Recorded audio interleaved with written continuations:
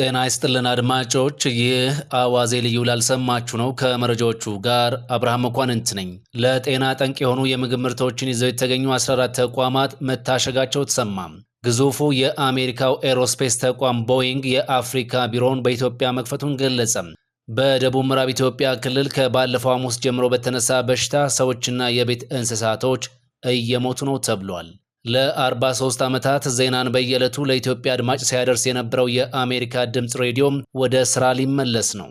ሬዲዮ ጣቢያው በኢትዮጵያ ባለው የ43 ዓመታት ታሪክ ለመጀመሪያ ጊዜም ዜና ሳይሰራ ከአንድ ወር በላይ የቆየውም በዚህ ወቅት ነው።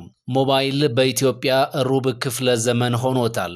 ፕሬዚዳንት ትራምፕ በፖፕ ፍራንሲስ የቀብር ስነ ስርዓት ላይ ለመገኘት ቀኑን በጉጉት እየጠበቁት እንደሆነ ገልጿል። ሁሉንም ጉዳዮች በዝርዝር እናስደምጣቸዋለን። አብራችሁን ቆዩ። ለጤና ጠንቅ የሆኑ የምግብ ምርቶችን ይዘው የተገኙ 14 ተቋማት ታሽገዋል። ለገበያ ቀርበው ነበር ከተባሉት ምርቶች ውስጥም ኤክስፓየርድ ያደረጉ ምርቶች እንዳሉበት ተሰምቷል። የአዲስ አበባ ምግብና መድኃኒት ባለስልጣን በበዓሉ የሚኖረውን የማህበረሰቡን የመሸመት ፍላጎት ባልተገባ መንገድ ሲጠቀሙ የተገኙ 14 ተቋማትን አሽጌያለሁ ብሏል። ተቋማቱም የምግብ ዘይት ማምረቻዎች፣ የባልትና ውጤት መሸጫዎችና ወፍጮ ቤቶች ናቸው። ተቋማቱን ከማሸግ በተጨማሪም በክትትል የተገኙ ምርቶች ምን አይነት የጤና ጉዳት ሊያስከትሉ እንደሚችሉ ናሙና ተወስዶም በላቦራቶሪ ምርመራ እየተደረገበት እንደሆነና ውጤቱ ታይቶም ተጨማሪ እርምጃ ሊወሰድባቸው እንደሚችል ገልጿል። ከዚህ በተጨማሪም ከ200 ሺህ ብር በላይ ግምታዊ ዋጋ ያላቸው ለጤና ችግር የሚሆኑ ምግብና መጠጦችን እንዲወገዱ መደረጉንም ባለስልጣኑ ይፋ አድርጓል። ቦይንግ የአፍሪካ ቢሮውን ዛሬ በኢትዮጵያ መክፈቱን ገለጸ። የአሜሪካው ግዙፍ የኤሮስፔስ ኩባንያ ቦይንግ የአፍሪካ ዋና ጽሕፈት ቤቱን በአዲስ አበባ ዛሬ ከፍቷል። ኩባንያው ቀደም ሲል ይህንን ቢሮውን በጥቅምት ነበር ለመክፈት አቅዶ የነበረው። ይሁን እንጂ ከ6 ወራት መዘግየት በኋላ ዛሬ ስራ መጀመሩን ይፋ አድርጓል። ከ11 ወራት በፊት የአሜሪካው ግዙፍ ኩባንያ ቦይንግ የአፍሪካ ዋና ቢሮውን በኢትዮጵያ ለመክፈት በዝግጅት ላይ መሆኑን ገልጾ ነበር። ቦይንግ በ2023 ከኢትዮጵያ ጋር የነበረውን የንግድ ግንኙነት ለማጠናከር በኢትዮጵያ የተወሰኑ የአውሮፕላን ክፍሎችን በጋራ ለመስራት ስምምነት ላይ መድረሱ ይታወሳል። በደቡብ ምዕራብ ኢትዮጵያ ክልል በአባ ሰንጋ በሽታ ሰዎች እየሞቱ እንደሆነ ተሰምቷል። ምዕራብ ኦሞ ዞን ብዛት ያለው የቀንድ ሀብት ያለበት መሆኑ የሚታወቅ ሲሆን በዚሁ በሽታ ከሰዎቹ በተጨማሪ የቤት እንስሳቶች መሞታቸው ታውቋል። የአባ ሰንጋ በሽታው በምዕራብ ኦሞ ዞን ሱሪ ወረዳ ኮካ በተባለ ቀበሌ የተከሰተው ከባለፈው ሐሙስ ጀምሮ ነው። እስካሁን በበሽታው 7 ሰዎችና 15 የቤት እንስሳቶች እንደሞቱም ተነግሯል። በሽታው ወደ አጎራባች ወረዳዎች እንዳይስፋፋ የሕክምና መድኃኒት መስጠትና የእንስሳት ክትባት ስራ እየተሰጠ መሆኑን የዞኑ አርብቶ አደር መምሪያ አስታውቋል። በፕሬዝዳንት ትራምፕ አስተዳደር ውሳኔ መሰረት ስርጭቱን አቋርጦ የነበረው ቪኦኤ አማርኛ ዳግም ሊመለስ መሆኑ ተሰምቷል። የአሜሪካ ድምፅ ሬዲዮ ወደ ስራ እንዲመለስ ፍርድ ቤት ትዕዛዝ ሰጥቷል። የአሜሪካ የፌዴራል ፍርድ ቤት ዳኛ የአሜሪካ ድምፅና ሌሎች በዩናይትድ ስቴትስ ዓለም አቀፍ ሚዲያ ኤጀንሲ ስር የሚገኙ የሚዲያ ተቋማት ፕሬዝዳንት ትራምፕ ማርች 14 ቀን ፕሬዝዳንታዊ ትዕዛዝ ከማስተላለፋቸው በፊት ወደ ነበሩበት ቁመና እንዲመለሱ ማዘዙ ነው የተሰማው። የአሜሪካ ድምፅ ሬዲዮ ስርጭቱን ሲያቋርጥ የኮንትራት ሰራተኞችን ቅጥራቸውን ሙሉ በሙሉ አቋርጦ የነበረ ሲሆን ቋሚ ሰራተኞችን ደግሞ እጣ ፈንታቸው እስከሚወሰን የግዳጅ እረፍት ውጡ የሚል ኢሜል ነበር አድርሷቸው የነበረው። 380 ሚሊዮን አድማጭ እንዳለው የሚነገርለት በኢትዮጵያም ደግሞ በሳምንት 12 ሚሊዮን ሕዝብ የሚያዳምጠው ጣቢያ ነበር። የአሜሪካ ድምፅ ሬዲዮ ፕሬዝዳንት መንግስቱ ኃይለማርያም አሜሪካውያንን ጠራርገው ከኢትዮጵያ ባባረሩበት ወቅት ነበር በአማርኛ ቋንቋ አሜሪካን ሀገር በሚኖሩ ኢትዮጵያውያን ጋዜጠኞች አማካኝነት ስራ የጀመረው። ኢትዮጵያ ውስጥ ቋሚ ዘጋቢ ኑሮት መስራት የጀመረውም የደርግ መንግስት ከወደቀ ወዲህ ነው። ጠቅላይ ሚኒስትር መለስ ዜናዊም የአሜሪካ ድምፅ ሬዲዮን እንዲዘጋ ተደጋጋሚ ሙከራዎችን ማድረጋቸው ይነገራል። ምክንያታቸው ደግሞ ኢትዮጵያ ውስጥ አሁን የፕሬስ ነጻነት መጥቷል፣ ቪኦኤ አያስፈልግም የሚል ነበር። ዳኛ ሮይስ ላምበርት የአሜሪካ የፌዴራል ዳኛ የአሜሪካ ድምፅንና ሌሎችንም የመገናኛ ብዙሃን ለማፍረስ የተደረገው ጥረት ሕግንና የአሜሪካን ሕገ መንግስትን የጣሰ ነው በማለት ወደ ስራ እንዲመለስ ነው የወሰኑት። የፕሬዝዳንት ትራምፕን ትዕዛዝ ተከትሎ ከ1300 በላይ የአሜሪካ ድምፅ ሰራተኞች የግዳጅ እረፍት ሰጥቷቸው የመገናኛ ብዙሃኑ ስርጭት ተቋርጦ ቆይቷል። አሁን አስተዳደራዊ እረፍት የተሰጣቸው ቋሚና የኮንትራት ሰራተኞች ወደ ስራቸው እንዲመለሱ እንዲመለሱም ታዟል። ዋይት ሀውስ ቪኦኤ ጸረ ትራምፕና አክራሪ ሲል ይከሷል። የአሜሪካ ድምፅ በአማርኛ ቋንቋ ለ43 ዓመታት በኦሮምኛና በትግርኛ ደግሞ ከ20 ዓመታት በላይ ዜና፣ ኪነ ጥበብና ባህልን ለኢትዮጵያ አድማጭ ሲያቀርብ ቆይቷል።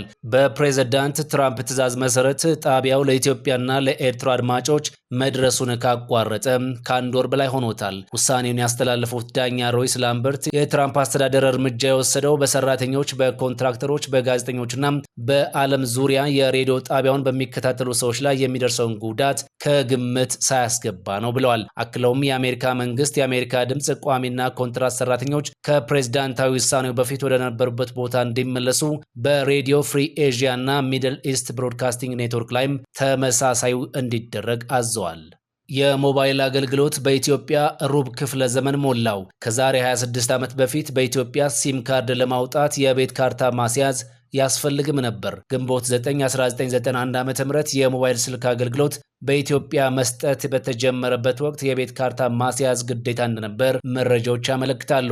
እናም የዛሬ 26 ዓመት የሞባይል ስልክ አገልግሎቱን ለመጠቀምና ሲም ካርድ ከቴሌ ለማውጣት ኦሪጂናል እና ኮፒ የመኖሪያ ቤት ካርታ ይጠየቅም ነበር። በወቅቱም ጥቂት የማይባሉ የአዲስ አበባ ባለሀብቶች የቤት ካርታቸውን እያስያዙ ሲም ካርድና ቴሌ በብቸኝነት ያስመጣው የነበረውን የኖኪያ ስልክ በተለምዶ ዳስተር እየተባለ ይጠራ የነበረውን የሞባይል ቀፎ በ5000 ብር ከፍለው ወስደዋል። ያን ዕለትም የመጀመሪያዎቹ ሞባይሎች በአዲስ አበባ ከተማ መታየት ጀመሩ። እንደ ዛሬ በኪስ ሳይሆን ሞባይሎች እያዙ የነበሩትም በሱሪ ቀበቶ ላይ በታሰረ የቆዳ ቦርሳ ነበር። በወቅቱ ብቸኛው የሞባይል ቀፎ አስመጭም ቴሌ ብቻ የነበረ ሲሆን ቴሌ ከሚያስመጣቸው ቀፎዎች ውጪ መጠቀምም ክልክል ነበር። ቴሌ የቤት ካርታ ላላቸው የተመዘገቡ ባለሀብቶች ሲም ካርድ ካዳረሰ በኋላ ካርታ ለሌላቸውና 50,000 ብር ማስያዝ ለሚችሉ ሰዎች ሲም ካርድ መስጠት ጀመረ። በወቅቱ የሞባይል አገልግሎት የሚሰራው በ100 ሜትር ሬዲየስ ብቻ ነበር። ከጊዜያት በኋላ ደግሞ ቴሌ ያለምንም ማስያዣ በቀበሌ መታወቂያ ብቻ መስጠት መጀመሩን ገለጸ።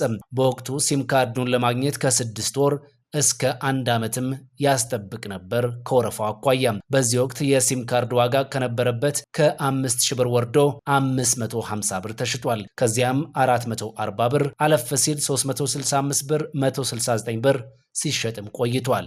እስከ ቅርብ ጊዜ ድረስ ከቴሌ ሲም ካርድ ለማውጣት 30 ብር የነበረ ሲሆን አሁን በተሻሻለው ዋጋ ደግሞ 85 ብር ይሸጣል። በአዲስ አበባ ሲሸጥ የነበረው ሲም ካርድ ከ0911 20 ቤት እስከ 0911 24 ቤት እንደነበርም ይታወሳል። በወቅቱም በ0911 20 ቤት የሚጀምር ስልክ የሚይዙ ሰዎች ኢንቨስተር የሚል መጠሪያም፣ በ21 ቤት የሚጀምር ቁጥር የሚይዙ ሰዎች ደግሞ ከማናንሼ፣ እንዲሁም በ40 ቤት የሚጀምር ቁጥር የያዙ ሰዎች ደግሞ በትግሌ፣ ከዛም አለፍ ሲል ደግሞ በ60 ቤት የሚጀምረውን ቁጥር የያዙ ሰዎች ደግሞ መገለልና አድሎ በእኛ ይብቃ የሚል መጠሪያም ተሰጥቷቸው ነበር። በጊዜ ሂደትም የሞባይል ቀፎ በግለሰቦች ሱቅ እንዲሸጥ ተፈቀደም።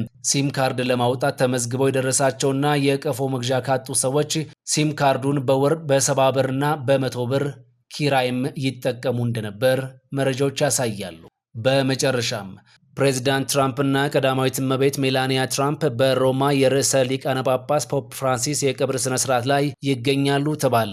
ፕሬዚዳንት ትራምፕ እና ባለቤታቸው ሜላኒያ ትራምፕ በፖፕ ፍራንሲስ የቀብር ስነ ስርዓት ላይ ለመገኘት ወደ ሮም እንደሚያቀኑም ታውቋል። ትራምፕ በዚያ ለመገኘት በጉጉት እየጠበቅን ነው ሲሉ ገልጿል። የ88 ዓመት ዕድሜ ያላቸው ፖፕ ፍራንሲስ ባለፈው ሰኞ በስትሮክና በልብ ድካም ሕይወታቸው እንዳለፈ ይታወቃል። የመጀመሪያው የላቲን አሜሪካ ሊቀ ጳጳስ ፖፕ ፍራንሲስ በቦነስ አይረስ በ1936 ከጣሊያን ስደተኛ ወላጆቻቸውን የተወለዱት። እንደ አውሮፓውያን አቆጣጠር በ1969 ቄስ ሆነው የተሾሙ ሲሆን በ2013 ደግሞ የካቶሊክ ቤተክርስቲያንን ለመምራት ከመመረጣቸው በፊት በአርጀንቲናና በጀርመን ትምህርታቸውን ተከታትለዋል። የቀብር ስነ ስርዓታቸውም ቅዳሜ ይፈጸማል ተብሏል። በዚሁ ስነ ስርዓት ላይም ፕሬዝዳንት ቮሎዲሚር ዜሌንስኪም እንደሚገኙ ታውቋል።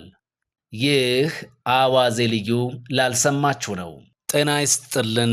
ይህ ቁም ነገር ሚዲያ ነው። ትኩስ መረጃዎችን፣ የኪነ ጥበብ ዜናዎችንና ልዩ ልዩ ማህበራዊ ጉዳዮችን በየዕለቱ ለመከታተል የቁም ነገር ሚዲያ የዩቲዩብ ቻናልን ሰብስክራይብ ያድርጉ። ቪዲዮዎቻችንን ደግሞ ላይክ እና ሼር በማድረግ ቤተሰብ ይሁኑ። ቁም ነገር ሚዲያ ኦፊሻል ብለውም በቲክቶክ ፎሎ ያድርጉን። ከልብ እናመሰግናለን። ቁም ነገር ሚዲያ ለቁም ነገር እንሰራለን።